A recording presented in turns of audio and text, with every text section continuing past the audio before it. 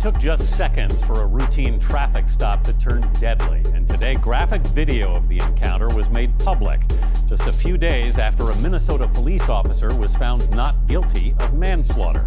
Rhea Villarreal reports. The newly released dashcam video shows the moment when Officer Geronimo Yanez stopped Rolando Castile for a broken taillight last July, first asking Castile for his license and registration. I have to tell you, I do have a firearm. Okay. Don't reach for it, then. Don't pull it out. Don't pull it out.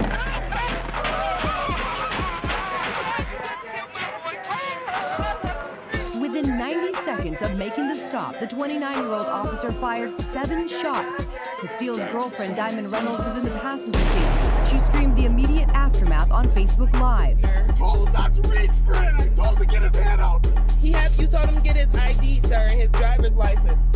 Oh my God, please don't tell me he's dead. Please don't tell me my boyfriend just went like that. Keep your hands where they are, please. Yes, I will, sir. I'll keep my hands where they are. As Officer Yanez continued to point his weapon at Castile, you can see an officer coax and pick up Reynolds' then 4-year-old daughter, who was in the back seat during the shooting. Get the baby girl out of here! Yanez was quickly suspended from the St. Anthony, Minnesota Police Department and soon indicted for manslaughter. During the trial, Yanez said he feared for his life and thought Castile, a 32-year-old school cafeteria worker, was pulling out a gun he was licensed to carry. Friday, the jury acquitted Yanez of all charges. Valerie Castile is Philando's mother. My firstborn one son died here in Minnesota. Under the circumstances, just because he was a police officer, that makes it okay. Oh, now they got free reign. He's found innocent on all counts. Castile family members were reportedly stunned when they saw the video during the trial. And Anthony, according to their attorney, they are planning to file a lawsuit against the city as well as the police department here. Maria, thanks. As the investigation into just why Officer Michael Slager shot at Walter Scott 8 times continues, witnesses who saw the confrontation are now coming forward. I don't know if it was a fight, but it was a tussle. When I came to the corner of the Advanced Auto parking lot and saw them, it was a tussle. Gwen Nichols tells CNN in an exclusive interview that she saw Scott and Officer Slager shortly after Scott was stopped in this parking lot for a broken taillight. The one thing that I didn't hear is Mr. Slager saying, stop or halt. Nichols says she didn't see the actual shooting, but heard the shots that were fired after the men turned this corner. Officer Slager, seen here being debriefed moments after the incident, told police dispatchers Scott grabbed for his taser. You got my taser.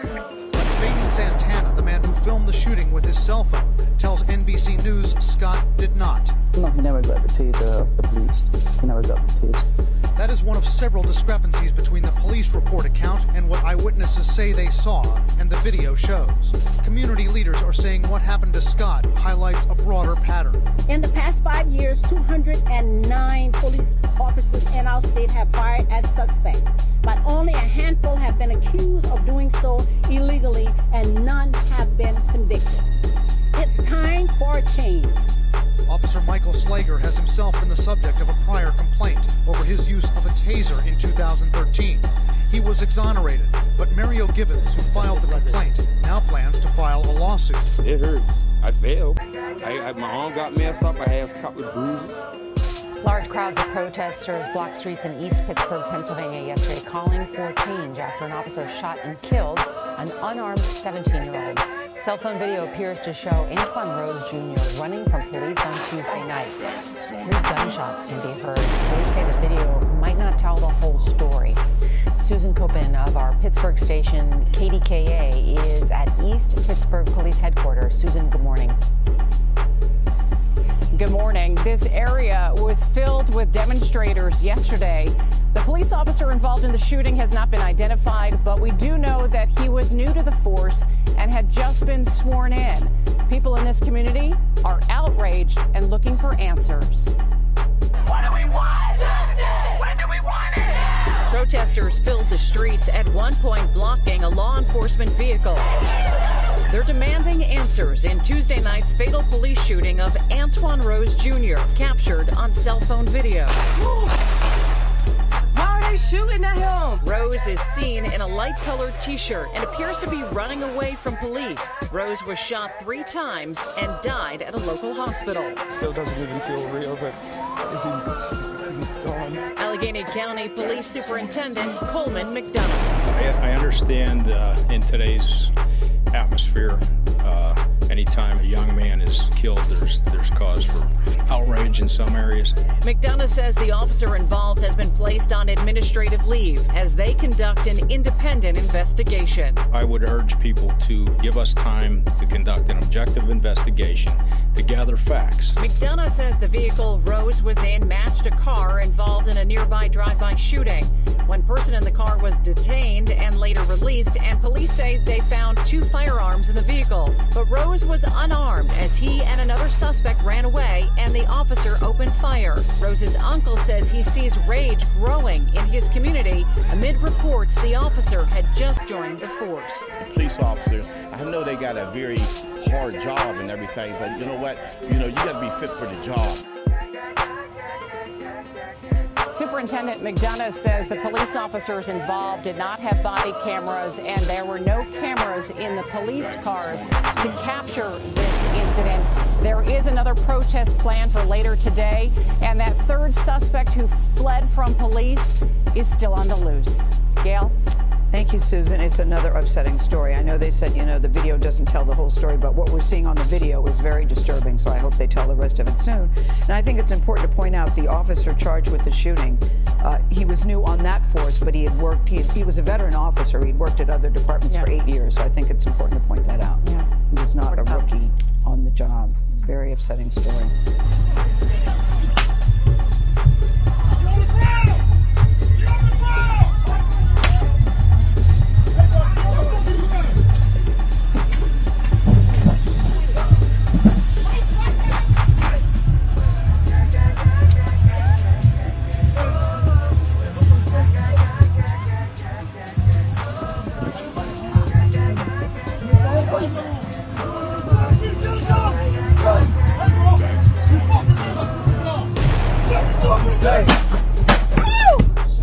Oh shit! They shot him? Oh my fucking goodness! They killed this boy! Oh! In Baton Rouge, new videos have just been released from the shooting death of Alton Sterling in July of 2016, showing the entire incident from multiple angles. Louisiana's Attorney General said on Tuesday the 2 officers involved will not face criminal charges. Mark Strassman is in Baton Rouge with a warning. Some of what you're about to see is graphic. Newly released body camera footage shows officers responding to a 911 call, a complaint that a man matching Alton Sterling's description was threatening someone with a gun. Put your hands on the car, I'm gonna shoot you in your head. You understand me? The footage shows the 2 officers wrestle Sterling to the ground. You can hear police trying to tase him as Sterling continues to struggle. Tase his ass. After the struggle goes on a bit longer, one officer yells, "He's got a gun." And then gunfire. 6 shots in all. One of the officers takes the gun found in Sterling's pocket and places it on a car. Baton Rouge Police Chief Murphy Paul pleaded with the public to cooperate with police officers.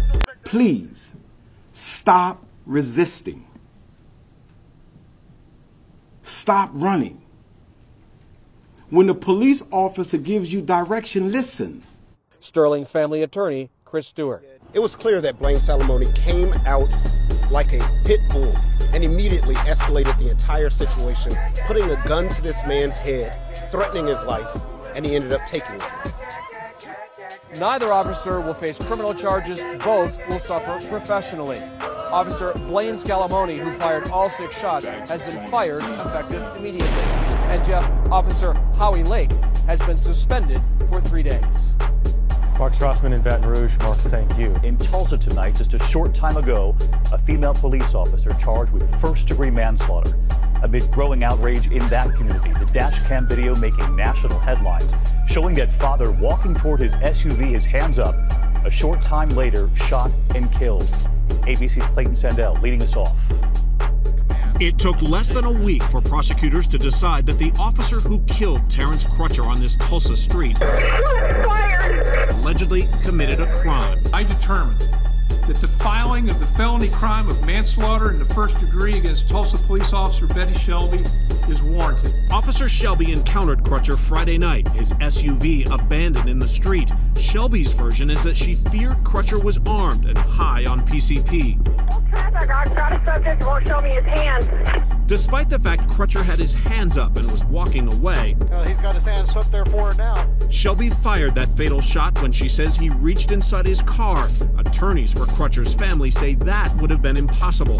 The window was up, so how could he be reaching into the car if the window is up and there's blood on the glass? Prosecutors say Shelby acted unreasonably by escalating the situation. Officer Shelby, although now charged, is presumed to be innocent until a judge or a jury determines otherwise. Tonight, Crutcher's family, who believes his death was racially motivated, said this. While we are pleased to learn that the officer who senselessly killed my beloved twin brother will face criminal charges for her reckless act, we understand that nothing will bring him back. And Clayton Sandell is with us tonight. Clayton, what next now for the officer? Hey, David, good evening. Yeah, Tulsa police tell us that they are going to wait until after Officer Shelby's trial to determine whether or not she's going to be fired. But there is one important distinction tonight. Officer Shelby is now on leave without pay. David? Clayton Sandell leading us off tonight. Clayton, thank you. As a jury finds a Tulsa police officer not guilty in the shooting death of an unarmed black man, Officer Betty Shelby claims that she feared for her life when she opened fire on Terrence Crutcher. She says that he refused to put his hands up as she investigated complaints about an abandoned car in the middle of the road. Crutcher's family says that she got away with murder.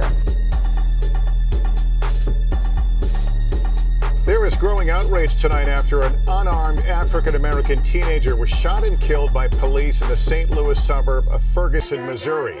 But there are conflicting reports about what led up to the shooting. NBC's John Yang has the details. On the streets of Ferguson, Missouri, outrage and anger.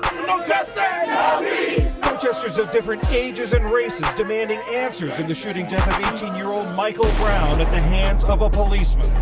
Investigators said at about noon Saturday, the officer, who hasn't been identified, encountered Brown and another man on the street in an apartment complex.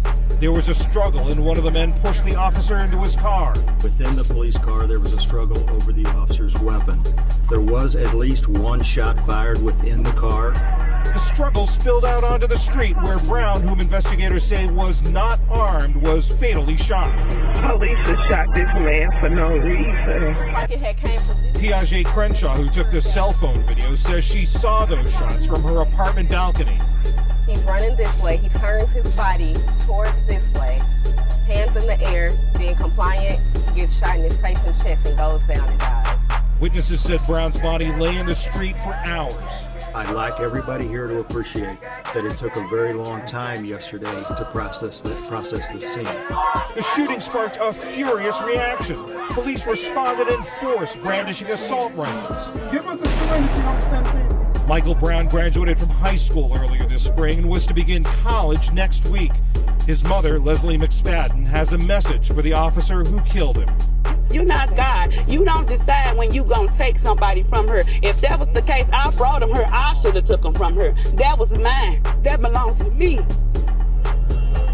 Here at the spot where Michael Brown was killed, hundreds still gathering with calls for an even bigger rally tomorrow at the police station.